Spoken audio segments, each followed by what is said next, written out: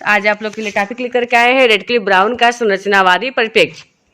आइए जानते हैं कि रेडक्लिफ ब्राउन ने अपने संरचनावादी परिप्रेक्ष्य में क्या कहा है। मेलिनोवस्की के साथ रेडक्लिफ ब्राउन ने ब्रिटिश मानव शास्त्री के संवर्धन के लिए बहुत काम किया। कॉम्ट, दुर्खिम तथा मॉन्टेस्क्यू से प्रभावित ब्राउन तुलनात्मक समाजशास्त्र के प्रवक्ता थे, अर्थात उनके अनुसार सामाजिक संबंधों को संचालित करने वाले संरचनात्मक सिद्धांतों को सामाजिक व्यवस्थाओं के तुलनात्मक अध्ययन द्वारा जाना जा सकता है। दुर्खिम की तरह उन्होंने भी वैज्ञानिक पद्धतियों के एकीकरण पर जोर दिया और कहा कि सामाजिक मानव विज्ञान, जो मानव समाज का सैद्धांतिक प्राकृतिक विज्ञान है, में सामाजिक संवृत्ति की जांच पड़ताल के लिए भौतिक शास्त्रीय तथा जीव शास्त्रीय पद्धतियों का उपयोग किया जाना चाहिए। उनका कहना था कि समाज के प्राकृतिक विज्ञान का काम सामाजिक संवृत्ति की खोज करना और विवाह, वस्तु विनिमय आदि जैसे सामाजिक जीवन के नियमित रूपों की व्याख्या करना है। सामाजिक संरचना की अवधारणा। रेडक्लिफ कहते हैं कि जिस प्रकार से किसी शरीर या भौतिक वस्तु की संरचना होती है, ठीक उसी प्रकार से समाज की भी एक संरचना होती है, जिसे कि हम सामाजिक संरचना कहते हैं। समाजशास्त्र में सामाजिक संरचना की अवधारणा एक महत्वपूर्ण अवधारणा है।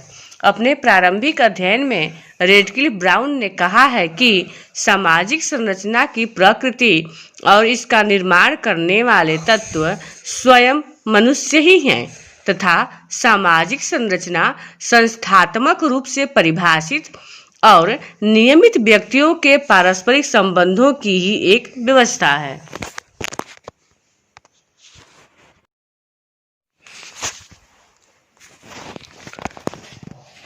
रेडक्लिफ ब्राउन सामाजिक संरचना की अवधारणा को स्पष्ट करने के लिए इसकी भिन्नता को स्पष्ट किया है।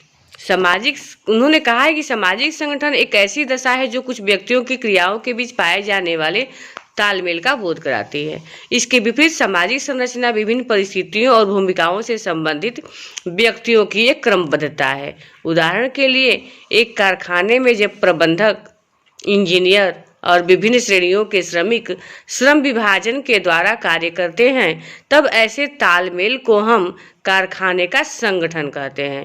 दूसरी ओर, सामाजिक संरचना के अस्तित्व के लिए इसका निर्माण करने वाले विभिन्न सामाजिक समूहों में एक निरंतरता का होना आवश्यक है।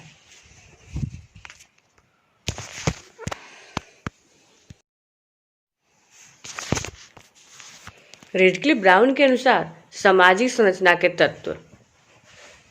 रेडक्लिफ ब्राउन ने सामाजिक संरचना की जिस अवधारणा को प्रस्तुत किया, उसमें निम्न प्रमुख तत्वों अथवा आधारों का समावेश है।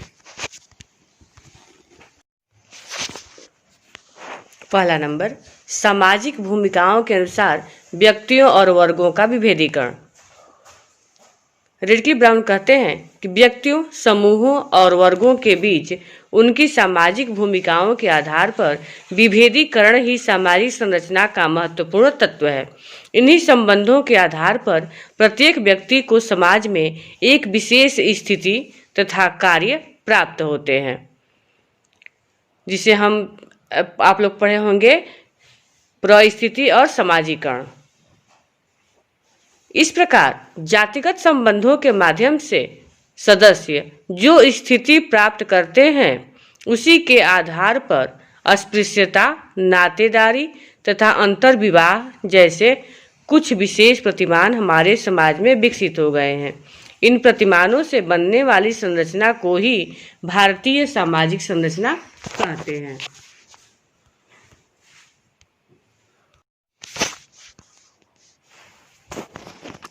दूसरा नंबर है समूह। समूह के अंतर्गत हमें सबसे पहले उन विभिन्न समूहों को व्यवस्थित ढंग से देखना होगा जो अध्ययन किए जाने वाले समाज में विद्यमान है। अब तीसरा नंबर आता है संस्थाएं। संस्थाएं सामाजिक संरचना का वे तीसरा महत्वपूर्ण तत्व है जो इन संबंधों को नियमित बनाती हैं। इस प्रकार व्यक्तियों के जिन नियमबद्ध संबंधों से एक व्यवस्था का निर्माण होता है, वह उस समाज का एक अस्थायी प्रतिमान बन जाता है। समाज के प्रतिमानों के इसी संगठन स्वरूप को हम सामाजिक संरचना कहते हैं। एक उदाहरण से ब्राउन के इस कथन को और भी सफलतापूर्वक समझा जा सकता है। हमारे समाज में विभिन्न जातियों के बीच की सामाजिक दूरी संस्थागत संबंधों का उदाहरण है। ब्राउन कहते हैं कि हमारे समाज में विभिन्न जातियों के बीच की सामाजिक दूरी, सोशल डिस्टेंस, संस्थागत संबंधों का उदाहरण है। ये संस्थागत संबंध प्रत्येक व्यक्ति के लिए खान पान, वेशभूषा, विवाह तथा सामाजिक संपर्क के क्षेत्र में कुछ आदेश अथवा निषेध निर्धारित करते हैं।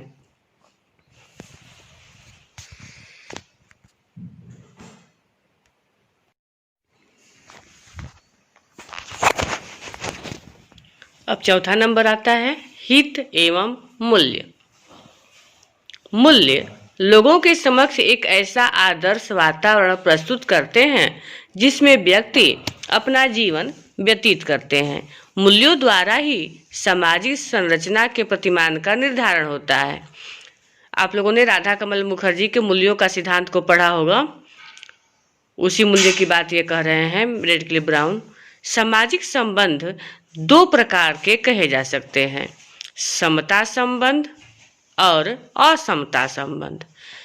इन दोनों का निर्धारण संबंधित व्यक्तियों के हितों के आधार पर किया जा सकता है। यदि किसी क्रिया में या उद्देश्य में हित समान है तो उन्हें समता संबंध कहा जाएगा। जैसे कि परिवार में पिता और पुत्र का, माता और पुत्र का, पुत्री और माता का, पिता और पुत्री का, भाई और बहन का संबंध होता है। जहाँ हितों में भिन्नता होती है, जैसे सेवा योजक व मजदूरों में संबंध अथवा विक्रेता क्रेता संबंध, विक्रेता क्रेता संबंध, तो ऐसे संबंधों को असमता संबंध कहा जाता है। विक्रेता क्रेता संबंध को क्या कहा जाता है? असमता संबंध। लेकिन जहाँ पारिवारिक संबंध होता है उसको समता संबंध हम कहते हैं। रेडक्लिफ ब्राउन ने ऐसा कहा है। इसीलिए सामाजिक संबंधों के निर्धारण में व्यक्तियों के हित तथा मूल्य महत्वपूर्ण भूमिका निभाते हैं।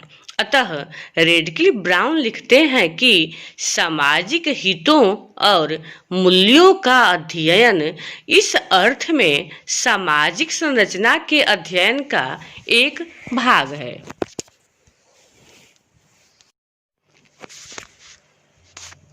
अब पांचवा नंबर है जादू एवं भूत विद्या, मैजिक एंड वॉचक्राफ्ट। सामाजिक संरचना में किसी समाज में प्रचलित जादू टोने और भूत प्रेत संबंधी क्रियाओं का भी समावेश किया जाना चाहिए।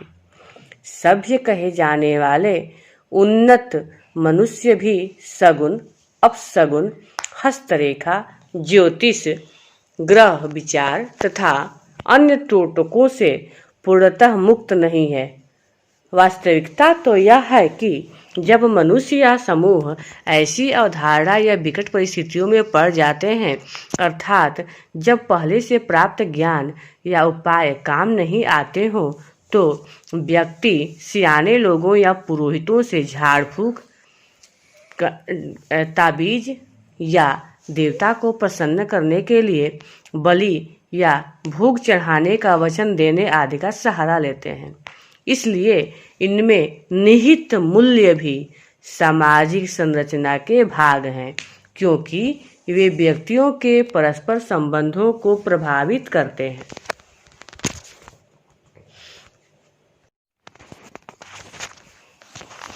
अब छठा नंबर आता है संस्कार का। संस्कार भी आप लोग बीए में पढ़ चुके हैं, तो इसको ज़्यादा बताने की ज़रूरत आप लोगों को नहीं है। अब रेडफील्ड के अनुसार सुन लें आप लोग। संस्कार वे क्रियाएं हैं जो किसी समाज में निश्चित समय पर एक औपचारिक तरीके से बार बार संपादित की जाती है। ये संस्कार या तो सामाजिक जीवन के विशेष अवसरों से संबंधित होते हैं या व्यक्ति के जीवन चक्र की विशिष्ट घटनाओं से। रेडक्लिफ ब्राउन लिखते हैं कि संभवतः यह कहना पुनः एक नितांत सत्य है कि धर्म वह सीमेंट है जो समाज को एक रूप में बांधे रखता है। ध्यान देने वाली बात है, यहाँ ब्राउन धर्म को सीमेंट से तुलना कर रहे हैं। कह रहे हैं कि धर्म वह सीमेंट है जो समाज को एक रूप में बांधे रखता है।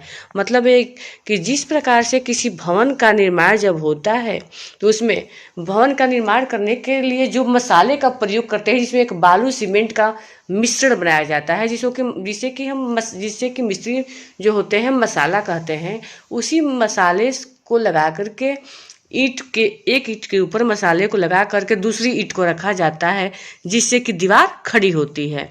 तो वही कह रहे हैं कि धर्म ही है, जैसे कि मकान बनाने के लिए जो मकान को जोड़ने का काम सीमेंट करती है, वही काम धर्म करती है, जो कि मनुष्य को धर्म के द्वारा ही मनुष्य क्या होता है, मनुष्य जो होता है वो धर्म के माध्यम से ही समाज को एक रूप में, जो धर्म है वही समाज को क्या करता है, एक रूप में बांधे रखता है। 7वां नंबर आता है सामाजिक संबंध का। समूहों के बीच प्रत्येक व्यक्ति का अन्य के साथ संबंध सामाजिक संरचना का महत्वपूर्ण भाग है। सामाजिक संबंध में उन सभी सामाजिक स्थितियों को लिया जाता है जिनके आधार पर वे एक दूसरे के साथ जुड़े होते हैं।